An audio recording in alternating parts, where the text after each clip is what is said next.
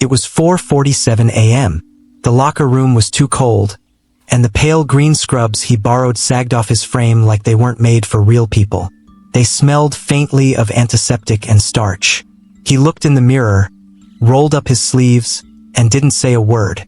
Nobody had asked him to show up early. He just did. That was always his way. The kind of man who showed up long before anyone expected him, and stayed long after they forgot to thank him. Down the hall, an overhead page echoed. Code blue, room 8. He didn't flinch, just slipped on the clogs, tugged his surgical cap lower, and walked into the hallway with the slow, focused steps of someone who didn't yet belong, but didn't intend to leave. At that moment, no one knew his name. To the nurses huddled at the station, he was just that guy shadowing Dr. Fields. A few of them whispered. One said he looked like someone who used to mop the floors. Another squinted and muttered, "Wait, isn't that the guy she used to date?" He heard it, every word, didn't break stride. Instead, he paused at the door of R3, took a breath, let the chill of the steel handle seep into his palm. Inside, a body lay prepped, anesthetized, quiet. Machines hummed, a life suspended. He wasn't touching the patient, not today. He was just observing. But his eyes were different, focused, like he was already writing every move into his bones. And when the attendant nodded for him to step closer, he didn't hesitate, didn't look back, didn't wonder where she was now. That morning, standing under surgical lights he hadn't yet earned. He rolled up those sleeves one more time, and something settled inside him. Not anger, not ambition, something quieter, like purpose, like a vow only he could hear.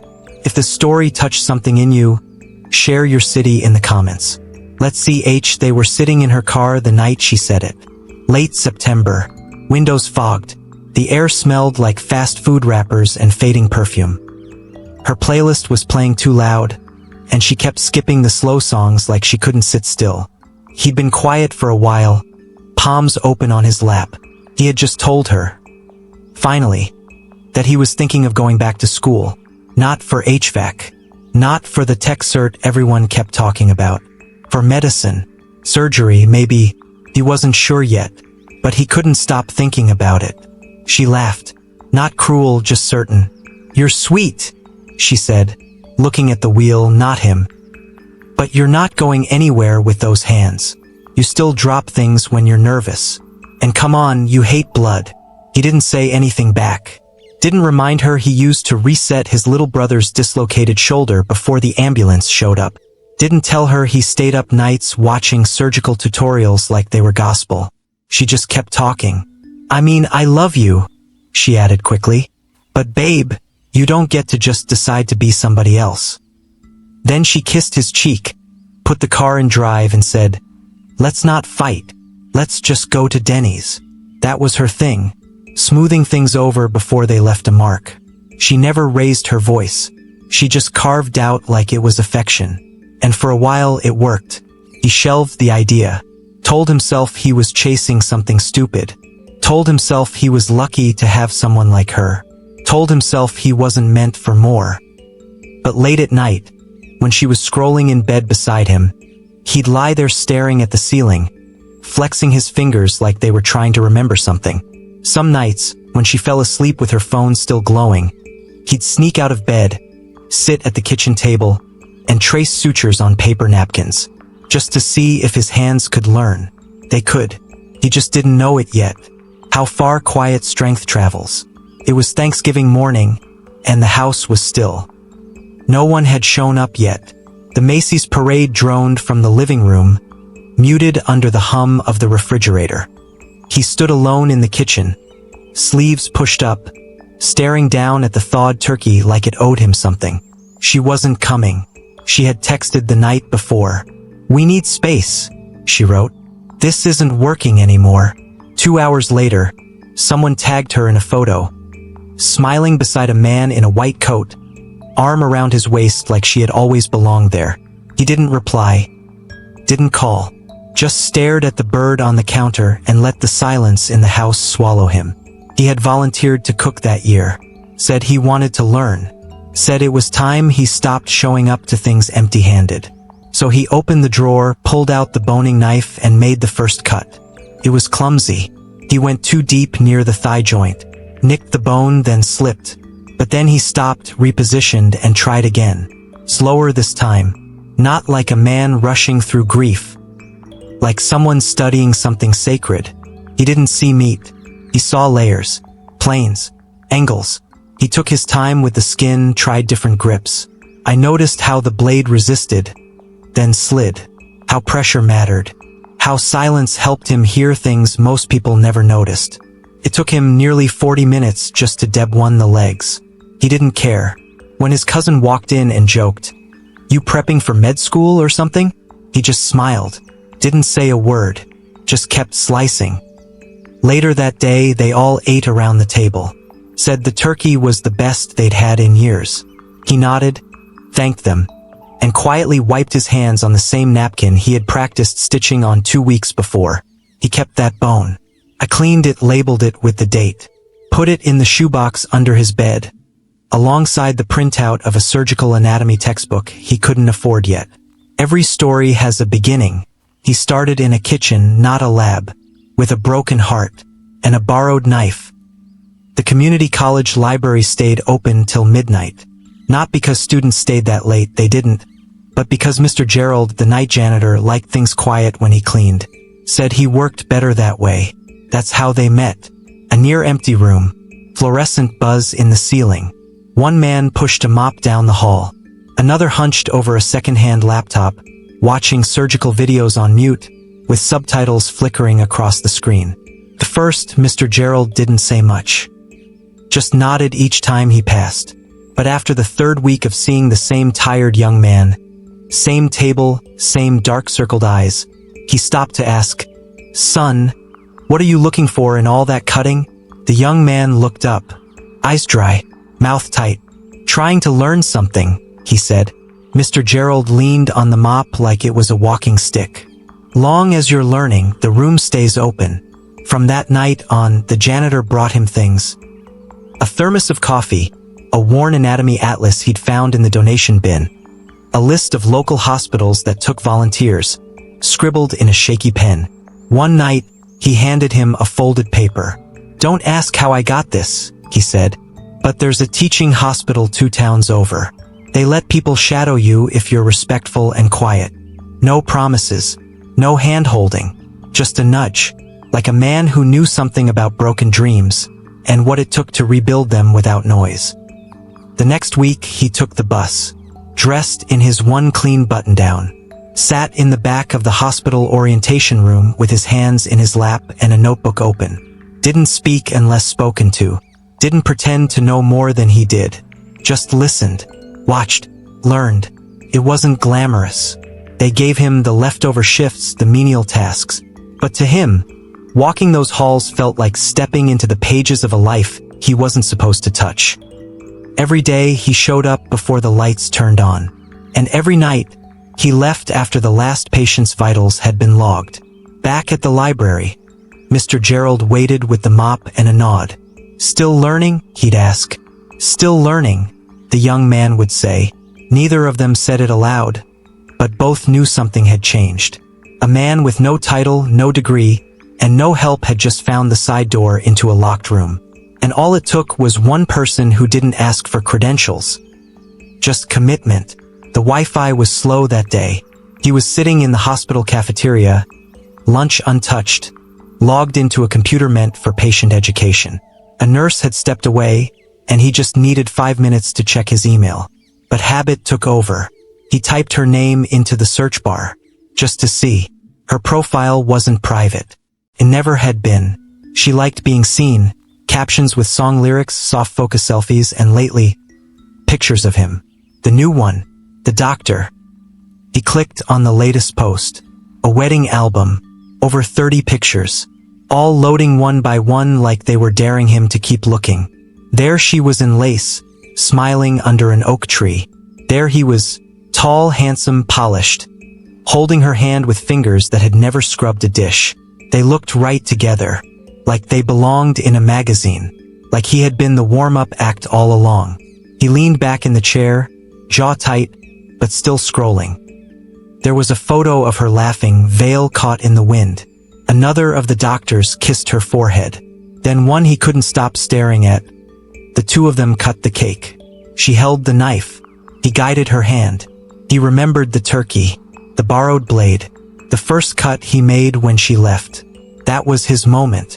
Not because he missed her, but because, for the first time, he didn't want her back. She had chosen a man with steady hands and a steady paycheck. But he, the one she left, had chosen something else. The long road, the one with no guarantees, no shortcuts, no applause. That night, he went back to the dorm, shut the door and opened his books. No distractions, no calls, no noise. The pain had done its job. It had burned out everything that didn't matter. And what was left was someone becoming something solid. Started like any other Tuesday.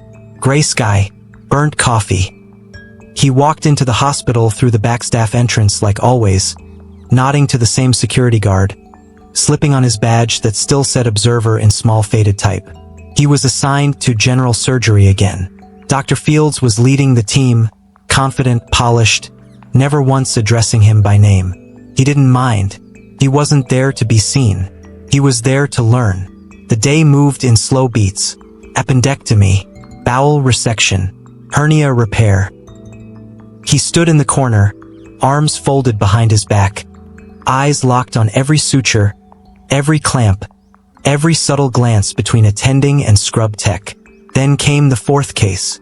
Patient with a torn spleen. Unexpected bleed. Tension high. The second-year resident scrubbed out mid-procedure. Dizzy. Overheated. Dr. Fields barked orders without lifting his eyes from the field. Get someone in here. Now. A nurse moved toward the door, but stopped. Her eyes landed on him. The quiet one. The observer who never missed a step. He knows the sequence, she said softly. Dr. Fields glanced up. You've been watching. He nodded. You scrubbed. He was already at the sink. Didn't shake. Didn't stutter. Just washed in silence. Like he'd been doing it his whole life. Inside the OR, the air was thick with urgency. He stepped into position. Didn't touch anything he shouldn't. Waited for the nod. Dr. Fields didn't smile. Just said, retract here. Gently. He did. Clean. Steady. Focused. The bleeding slowed. The sutures held. No one cheered. No one clapped. But the room shifted. He wasn't just shadowing anymore. He had become part of the rhythm. Not a spectator, but a steady hand in the dance of saving lives. After the case, Dr. Fields didn't say much. Just gave him a look. One of those rare, quiet looks that says, you earned your place today. I saw it. He walked out of that room differently. Not because he'd touched an organ or helped control a bleed, but because someone finally trusted him to try.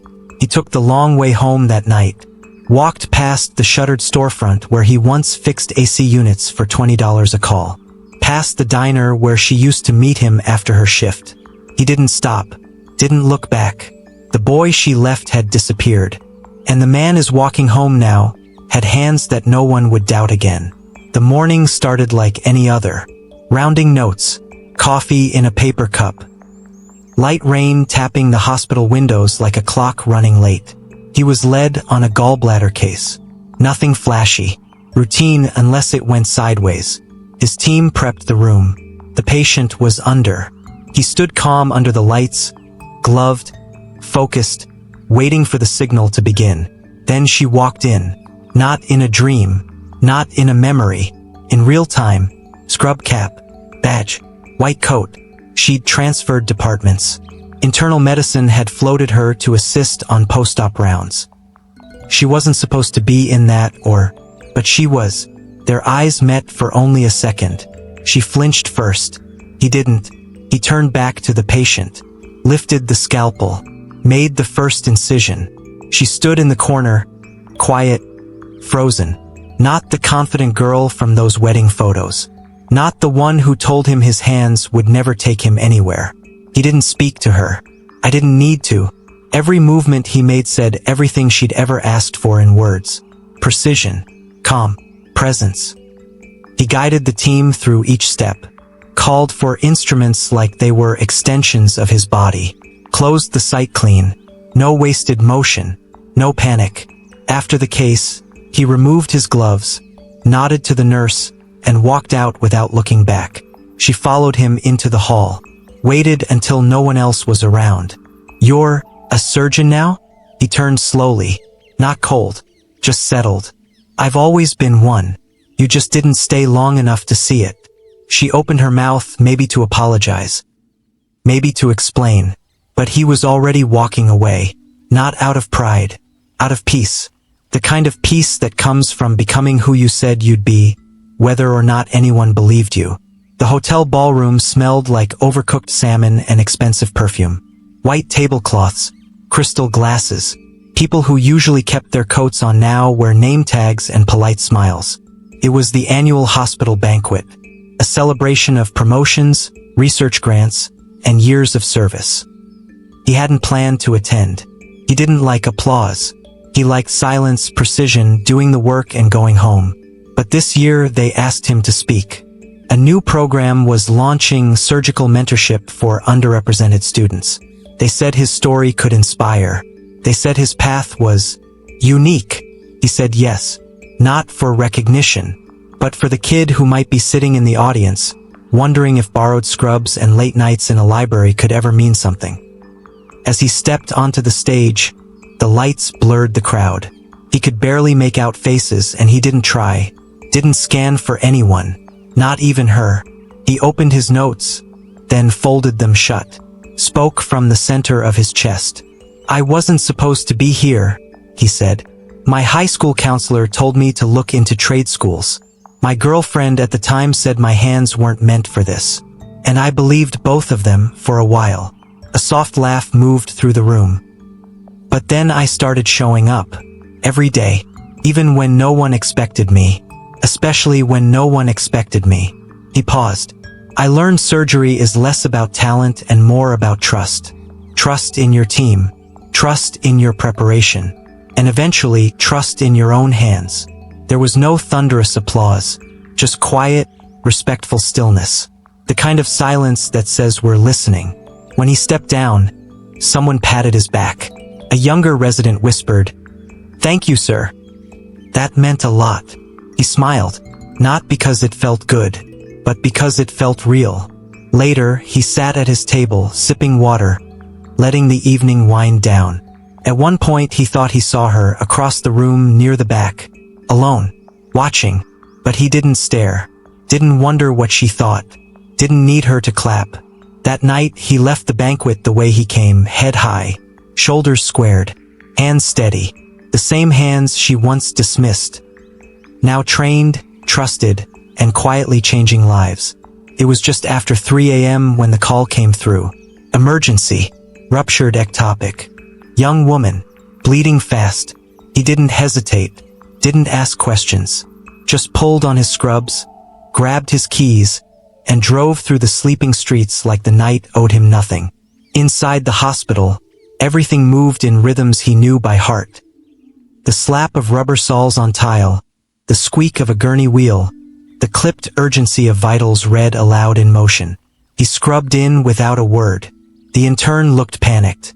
He didn't flinch. In the OR, time bent around him. The suction, the cautery, the clamp. No wasted movement.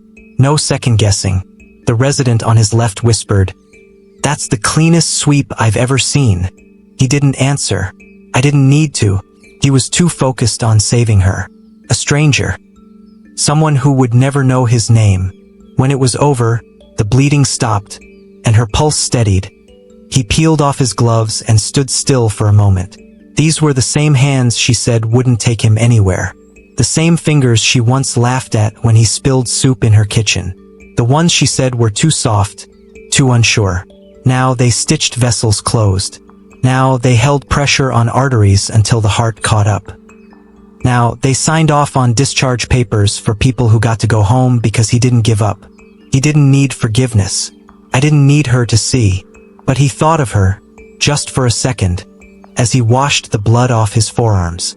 Not out of bitterness but gratitude. Because she believed in him, he might have never had to learn how to believe in himself. Later, he sat alone in the staff lounge, sipping burnt coffee, watching the sky begin to shift from black to blue. His shoulders ached, his eyes burned, but his hands, steady as stone. And somewhere in the ICU, a mother would wake up and live another day because of them. No fanfare, no spotlight, just quiet strength doing its job in the dark. The room was still. Surgical lights hummed overhead, casting long, pale shadows across blue drapes and stainless steel. It was his last case of the day, a teenager from a rural county, injured in a tractor accident. Bad laceration, torn muscle, complex clothes. The family had driven 4 hours to get him here. Said no one local would touch it. Said they heard there was a surgeon at County General who worked like his hands were remembering something older than fear. That was him now, the one people came for. He stood over the open wound, calm as always, mapped the line in his head, threaded the needle. No hesitation, no chatter. Each stitch was a sentence in a story only the body could read. Each tie-off is a comma, not an end. Took just under 40 minutes. He stepped back, nodded once. Let's close. The nurses moved efficiently, like they always did. The resident whispered, "That was beautiful." He didn't respond, because by now, this kind of moment didn't feel like a climax, it felt like continuity. The wound closed under his hands like a page being turned. No drama, no spotlight, just the rhythm of someone who had finally come home to his purpose. Afterward, he peeled off his gloves and tossed them into the bin like he'd done 100 times before. He washed his hands slower than usual. Not out of fatigue, but something softer. He looked at his reflection in the metal faucet. Older now, eyes quieter, but something deeper behind them, not pride, not victory, wholeness. He walked out of the OR without checking the clock. He didn't need to count hours anymore. He wasn't proving anything. He was just doing what he was born to do. And somewhere, the woman who once laughed at those same hands would never know that the world had learned to trust them. The morning was soft. Fog clung to the grass like breath that hadn't let go. He stood barefoot on the porch, coffee warm in his hand, the steam curling gently toward the gray-blue sky. There was no noise, just the slow creak of the old wood beneath his feet, and the sound of birds arguing in the trees. Inside, his bag was packed. He had a lecture to give at the university. Students waiting, questions scribbled in notebooks. Some of them would sit too far back. Some would stare with disbelief. But maybe one would see him, not just the title, and start where he started. He looked down at his hands. Still, clean, familiar, scarred in places only he would notice. They weren't soft anymore. They weren't trembling. They were hands that held lives and let them go. Hands that stitched, steadied, lifted, and turned pages. Not because someone said they could, but because he never stopped showing up. He didn't think about her much these days. Didn't follow her posts. Didn't wonder if she ever thought about the boy with the big dream and the unsure grip. But if she ever did, if she ever wondered what became of him, she'd find the answer somewhere in a hospital hallway. In the quiet click of a door closing behind him. In a chart signed at 4:12 a.m. In the silence that follows a saved life. Because the truth is, some people lose you early. But you don't have to lose yourself. And if you've ever been dismissed, don't worry. Quiet strength is still strength.